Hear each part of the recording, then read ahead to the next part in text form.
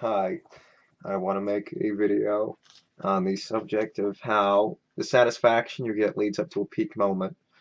Um, and this should be a short video. How your satisfaction leads up to a peak moment. It reaches a moment where you're satisfied, and you're right back to building it up again. So yes, we can understand that we're satisfied, and it's only a short period of time, and it's not really worth the fight towards getting that satisfaction. But the satisfaction is what you're fighting for, and that's what makes life worth living, is a fight to reach the satisfaction, the momentary amount of time that you have your satisfaction. And once you reach that satisfaction, the satisfaction is over, and you're right back to building it up again. But almost in the point of, almost begs the question, what's the satisfaction worth if it's going to be over before you know it? And once that's the thing, it doesn't mean anything. But not only does time come into the fact that it's such a short period of time, but the time matters more.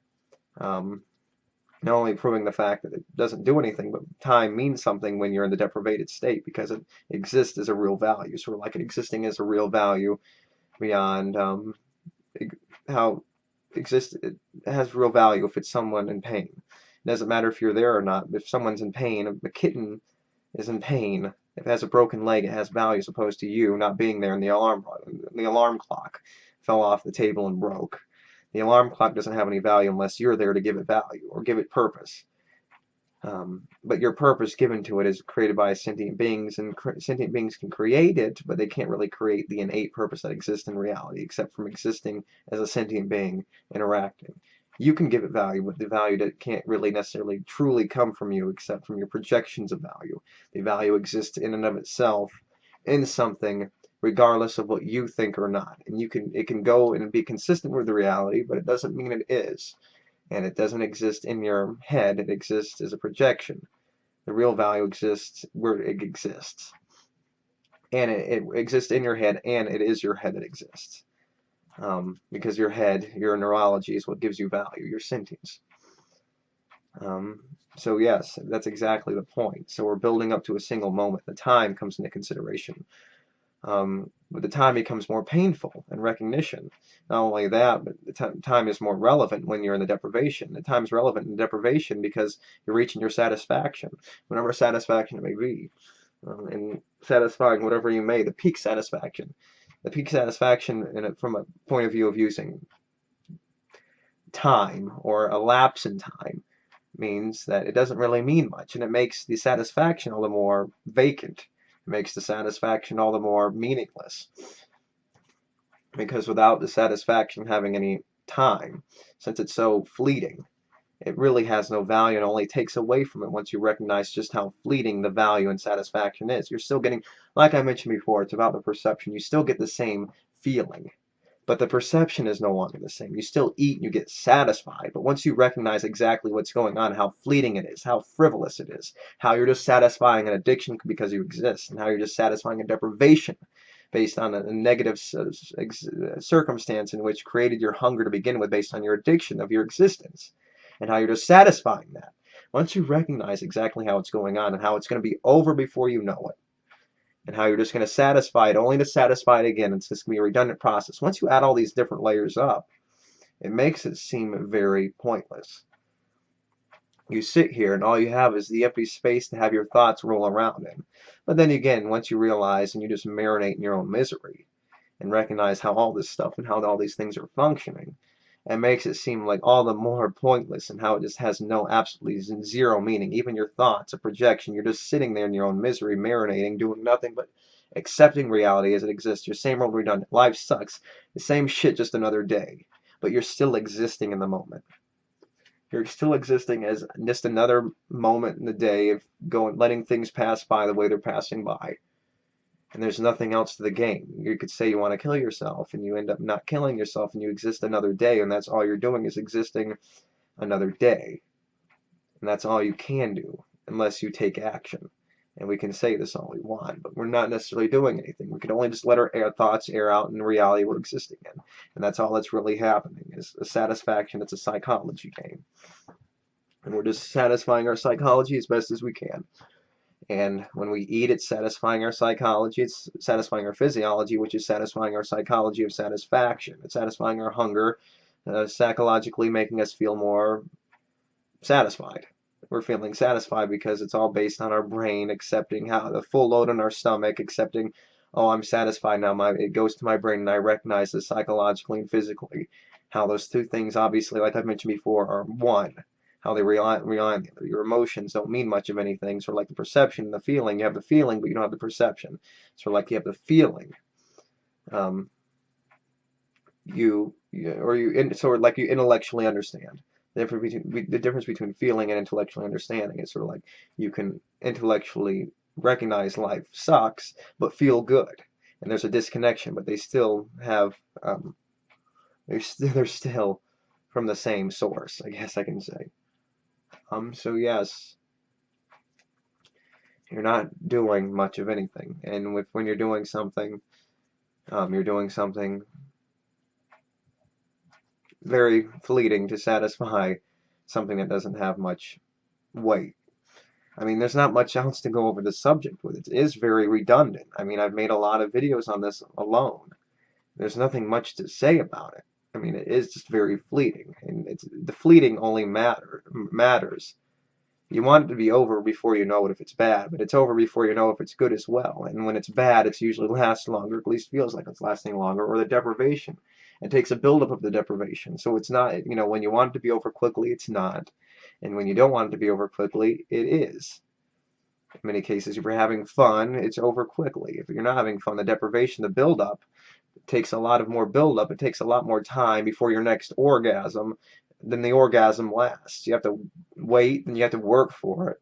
And then you get the orgasm only to feel, nothing means anything, or whatever it may be, but depending on, I guess, your state of mind, to use as a strong example, or whatever, eating, just to get hungry again and go through deprivation. So it means something, and the time lapse, it's very, obviously it wouldn't mean anything, but I think it's about recognizing the time lapse and how fleeting it is, and how it can create a pointlessness in you, and recognizing just how fleeting it is when you get your satisfaction, as opposed to the fleeting nature of existence as a whole, and having that applied to, say, the deprivation, because the deprivation you wouldn't mind being fleeting, and the satisfaction be forever long lasting. But the fleeting nature of it doesn't mean much of anything.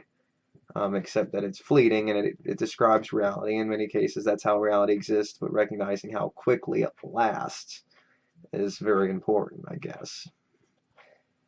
So the fleeting nature of existence can be applied that way to the deprivation. And like I mentioned before, when you don't want it, it is, and when you want it, it isn't. You're going through a longer period of time, and the time means more.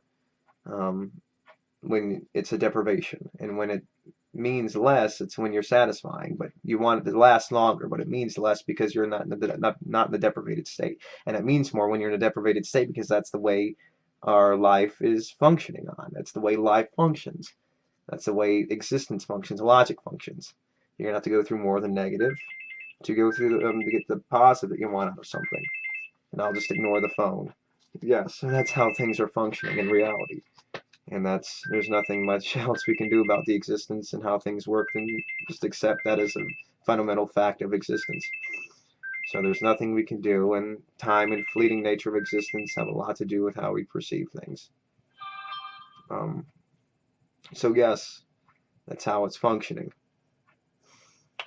So I guess there's nothing else to mention, and that phone distracted me. I need to mute the phone when I'm making videos. So yes, I guess that should be good enough. I mean, it's going to be overlapping with other videos I make anyway about the functioning and the existence of reality, so yeah, there's nothing else to say on the subject, I guess. Just give me a moment to ruminate and see if there's anything else I need to mention. Yes, the fleeting nature. You build up and you reach a peak moment. Obviously, the peak moment, like I mentioned, the fleeting nature lasts very short. And when you want it to last, it doesn't mean anything. And it's very short to begin with, but you want it to mean something, but it doesn't mean anything. And it's short-lasting anyway. But then when you're right back to when it means something, it lasts a very long time, and it means a lot. but it lasts a very long time when you don't want it to last a long time, only to reach a peak moment. And the peak moment means more as a peak moment, as an individual moment. The satisfaction you get, like sort of like recognizing the positive and how meaningless it is, becomes more of a negative than, say, the negative of experiencing something that's overtly negative. Recognizing all the goods you have were meaningless can be very unsatisfying, and it creates an entirely wholly unsatisfying experience in existence. And recognizing all these things can create a different perception in your recognition of how you perceive things and the positives, and it almost takes away from all the positive you experience, and it makes a perception in your head that you're only experiencing the escape of negatives. And once you perceive it that way, and perceive that the positive and how it's only fleeting, and you're reaching a peak moment, sort of like the peak of an orgasm or the peak hunger, then the satisfaction of that hunger, you realize the peak moment means a lot. Sort of like the peak moment doesn't mean much when you're, obviously it means there's a peak moment in how much pain you're experiencing, but it's a peak moment that doesn't have the same meaning as the peak moment when you're talking about the satisfaction and how much it means something when you're experiencing the positive. Because the positive, you want it to last something, that's the thing that gives life its meaning. So once that's gone away, it doesn't mean once you realize that the fleeting nature means something logically, inherently in existence, as a whole, but it means something when you're trying to experience the positive, and you recognize just how fleeting it is, and it is fleeting, and it applies only to that situation because you want it to be more than fleeting. And that's why the peak has such a connection with, say, something when it comes to the positive, or the so-called escape of deprivation, escape of a negative, the crawling out of the dungeon, as you would say. It means more when you're thinking about it that way, as opposed to, it comes back to like the idea I mentioned. Recognizing how frivolous and pointless the things you found used to find so satisfying and used to find so much value in is very unsatisfying and very depressing. It's a very painful experience when you realize you're just chasing your tail and trying to chase your way out of a dungeon. You're going around circle steps, and you're just going to find your way out to the top, only to find out you're either going to fall to the bottom, or you're going to have to crawl back down to reach the top again, to crawl right back up. And that's all you're doing. And that's all there is to do. You're just going to be doing that same process over and over again. The fleeting nature, let me just mention it one more time to get the point across, means more. From our point of view, when it talks about the existence of, at least when it comes to recognizing exactly how fleeting can be in a point of view, is a fleeting existence of the positive experience. And that comes down to the meaning of the escape from negative that we found so much meaning in when you were experiencing that escape from negative to begin with. Why the escape from negative doesn't mean from anything, because the negative, it just exists in and of itself, but it comes from a perception, the psychology game of satisfying positives, that makes the satisfaction and the fleeting nature of getting that satisfaction and it going away immediately all the more strong and meaningful. So it means something when you're going towards something, the things that you used to find so satisfying. So I guess that's all I need to say. I'm not listening to the rule I made about 10 minutes in these videos. And everything is so difficult. Yes, trying to think about all these things at once. It comes full circle. Yes.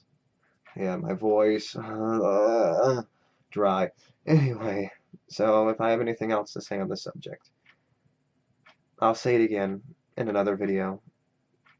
Very fleeting in the end. Very right here, then you're right back down before you know it. So yes, up and down. So I hope I made this video coherent enough, and so if I have anything else to say on the subject, I'll mention it in another video. So thank you, and until next time, bye.